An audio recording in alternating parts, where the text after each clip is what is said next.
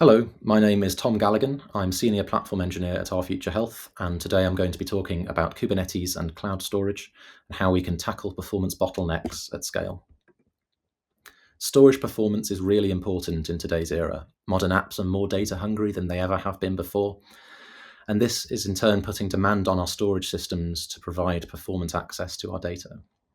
If those systems are slow, we end up with sluggish applications, we could get timeout errors, and inefficient scaling of our resources to try to compensate for those sluggish backend storage systems. This in turn could mean that we scale out other aspects of our infrastructure to try and compensate for that slow storage, which is inefficient and can lead to higher cloud bills, while also not really solving the underlying issue. Measuring storage performance can be quite challenging. It's actually a combination of three different things. So we have latency, that's how long it takes for a simple I/O operation to actually happen. There's IOPS, which is how many I/O operations we can perform on our storage device per second. And then there's throughput, which is how much data we're actually able to transfer from our application to the storage. The relative importance of those three values depends on the kind of workload that you're running. If you're running a real-time or interactive workload where your user is sitting waiting for an I/O operation to happen, you need to prioritize latency. If instead you're in a situation where you have large sequential I/O operations, for instance, a data pipeline that's reading in tons of data, doing something to it, and then writing out tons of data, you're going to want to prioritize throughput. You're not that obsessed with latency anymore. It's now about how fast can we transfer these gigabytes and terabytes and petabytes of data as quickly as possible. Or instead, you might be in, for instance, an online transaction processing kind of situation where you have lots of small and random operations happening, perhaps against a database. In that case, IOPS is really crucial. You don't want to end up with things getting stuck waiting for your storage connections to become free. Usually, though, all three of these values matter, and it's just about trying to create a relative importance between them, but you should be paying attention to all three. To measure them, you can use open source tools like FIO, which allow you to benchmark your storage against common workload scenarios. But it's important to try and simulate your own workload, either directly in production or in a test environment, because your workload often won't reflect the kind of common workloads that are simulated in benchmarking tools. So it's really important to try to emulate the own kinds of situations that your storage will be up against.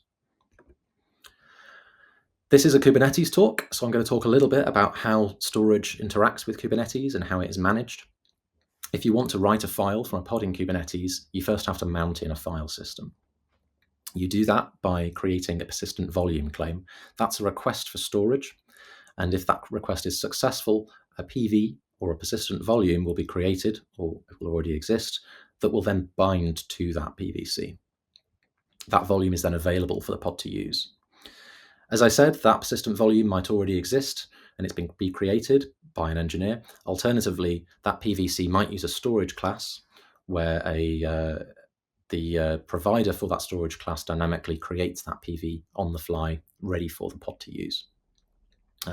This is going to happen through a CSI driver that's responsible for implementing any mounting operations to actually mount that file system into your container.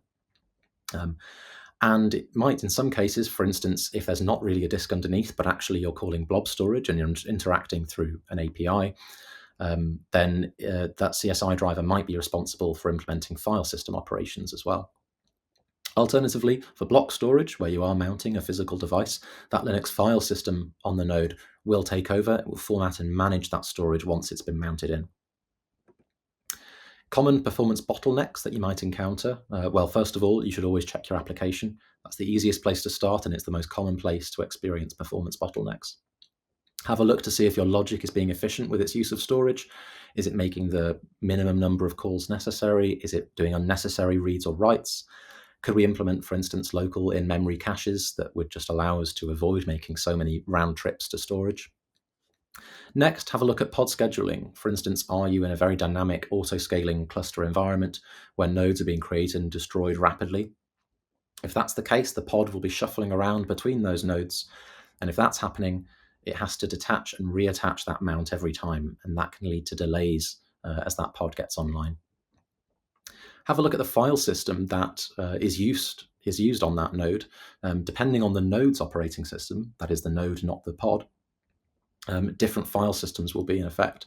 So depending on whether you're running Ubuntu or Debian or Red Hat Linux, you'll find different file systems being used. They have different performance pros and cons, so have a look at that and see if there's a better file system that would work for you.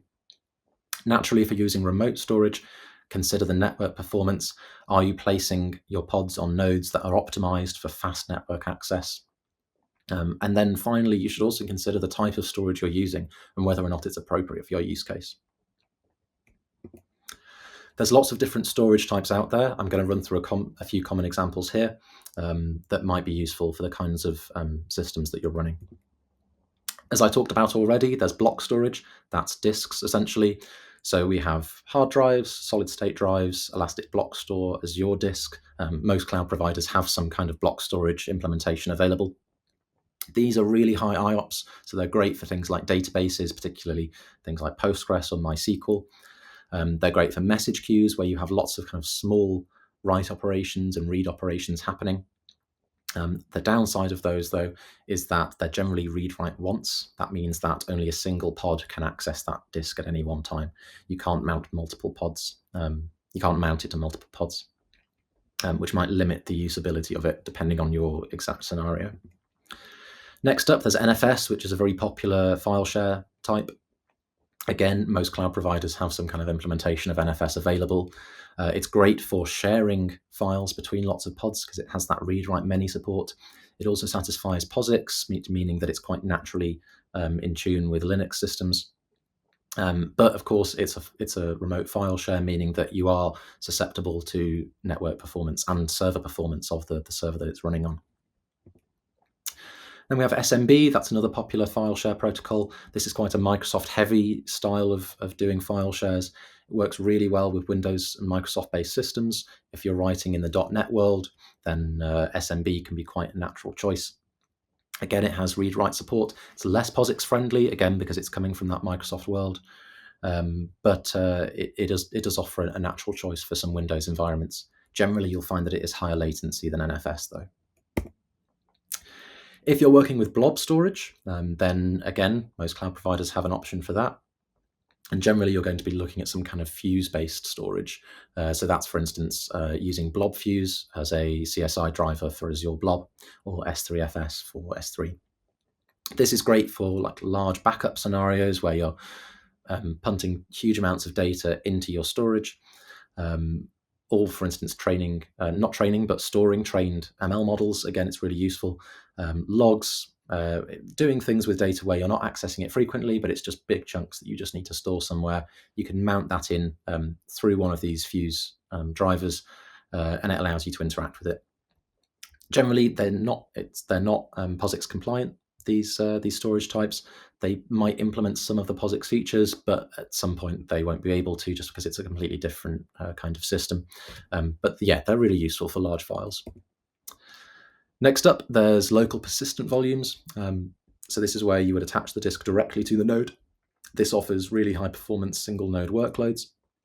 If you're able to just run your pods on a single node, then they offer a really efficient caching layer, which can be useful, or as a scratch space. Again, this is really fast because it's a local disk that's mounted in right there, but you do then need to worry about node affinity. So are your pods going to get scheduled on the right node? That's not always something you can guarantee.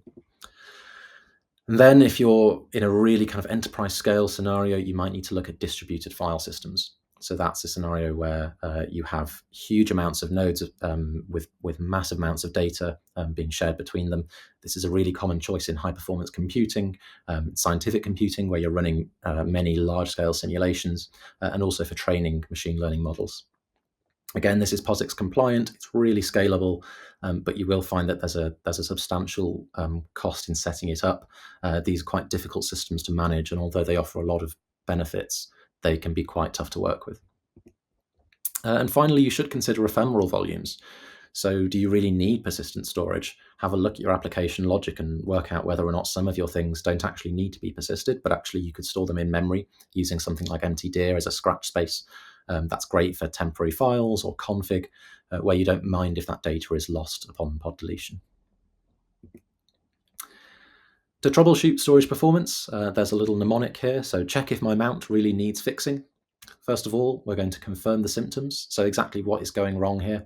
Let's have a look at our I/O. Let's have a look at how many operations we're performing per second. Is there a latency problem? Are our pods able to actually attach those volumes quickly? Are we seeing errors there? Identify which pods and nodes are affected. Can we correlate with particular volumes or storage classes that seem to be particularly struggling with our storage workloads? Make sure that you're matching an appropriate storage provisioner to your workload. Are you using the right kinds of storage for the problem that you've got based on that table I just showed you before? Make sure to measure your storage performance.